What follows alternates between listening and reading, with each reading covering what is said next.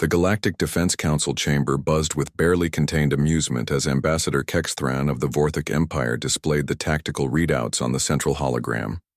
The assembled representatives of 12 major civilizations watched, as Earth's military specifications scrolled past in neat glowing columns. "Observe, esteemed colleagues."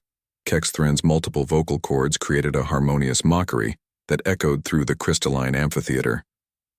The humans present their main battle tank as their primary ground assault vehicle.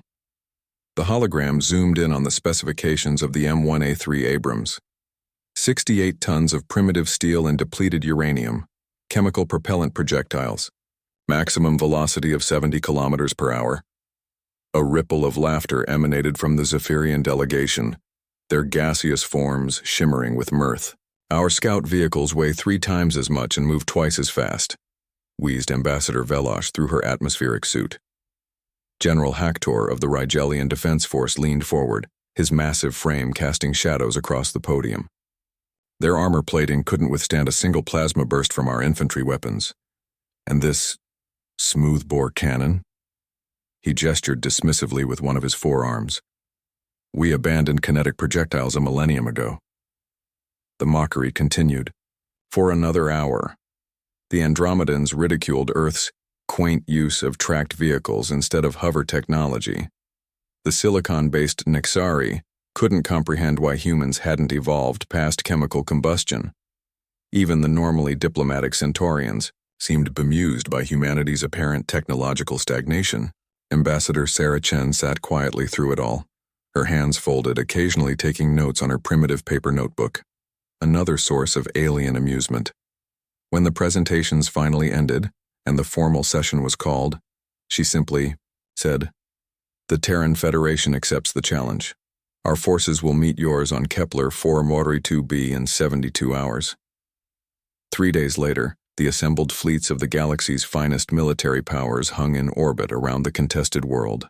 Kepler 442b had been chosen specifically for its harsh conditions, a barren wasteland of jagged rock formations, electromagnetic storms, and gravity 20% higher than Earth standard. The perfect environment to demonstrate the superiority of advanced alien technology over human stubbornness.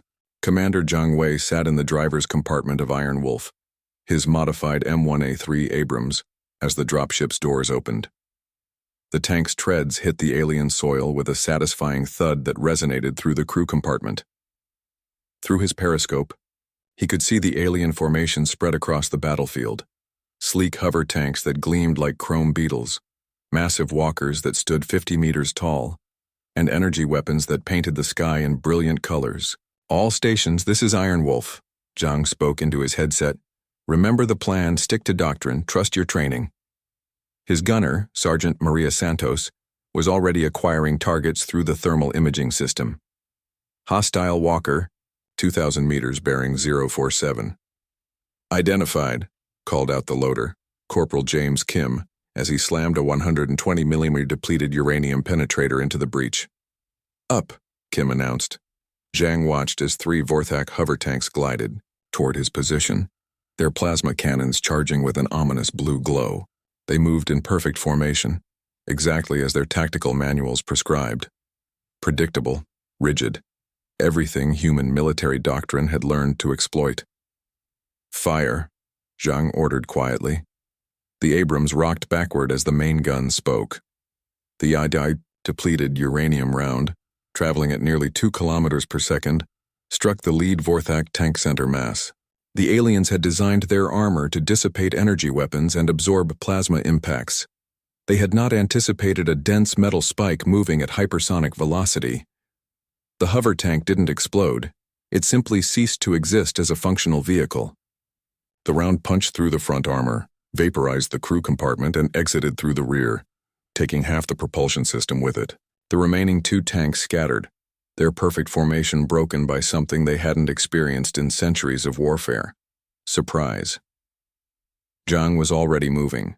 Human tank doctrine emphasized mobility, rapid position changes, and exploitation of terrain. While the alien walkers lumber around obstacles with their sophisticated sensors and guidance systems, Iron Wolf simply crashed through them. The Abrams' 68 tons of primitive steel proved surprisingly effective at bulldozing through alien fortifications designed to withstand energy weapons.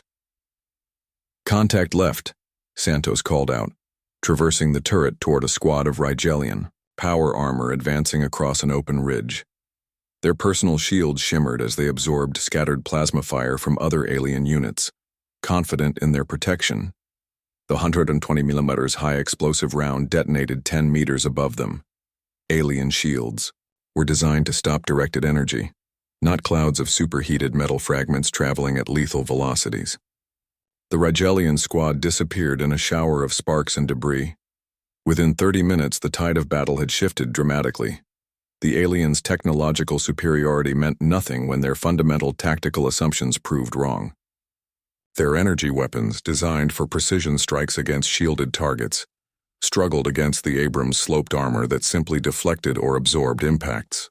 Their advanced sensors were confused by the tank's relatively primitive electronic signature. Their hover technology, optimized for speed and efficiency, couldn't match the raw pushing power of steel treads when combat moved into rough terrain. But it wasn't just the technology. Zhang and his crew fought with a flexibility that the alien commanders couldn't comprehend. When their main gun ran low on ammunition, Santos switched to the coaxial machine gun and began systematically destroying sensor arrays and communication equipment. When Kim ran out of high explosive rounds, he improvised with white phosphorus rounds designed for smokescreens, creating deadly chemical clouds that alien atmospheric filters couldn't handle. Most importantly, they fought with the accumulated wisdom of humanity's bloodiest century. Every lesson learned in the trenches of World War I, every innovation born from the desperation of World War II, every tactical refinement forged in the proxy conflicts of the Cold War, all of it had been distilled into the doctrine that guided Iron Wolf's crew. The alien commanders watched in growing horror as their technologically superior forces were systematically dismantled by a single primitive vehicle operated by 4 humans who refused to fight by the rules of civilized warfare. When the battle ended, Iron Wolf sat motionless on a hill overlooking the battlefield, smoke rising from its exhaust ports, its armor scarred but intact. Around it lay the wreckage of the galaxy's finest military technology, reduced to twisted metal and cooling plasma. In the orbital command centers, alien generals stared at their tactical displays in stunned silence. The humans hadn't won through superior technology or overwhelming force. They had won by being more cunning, more adaptable, and more ruthlessly pragmatic than their enemies had thought possible. Ambassador Chen's voice crackled through the communication channels, calm and professional. "The Terran Federation thanks the Galactic Defense Council for this educational exercise. We look forward to discussing our potential membership at your earliest convenience. The galaxy would never underestimate human weakness again."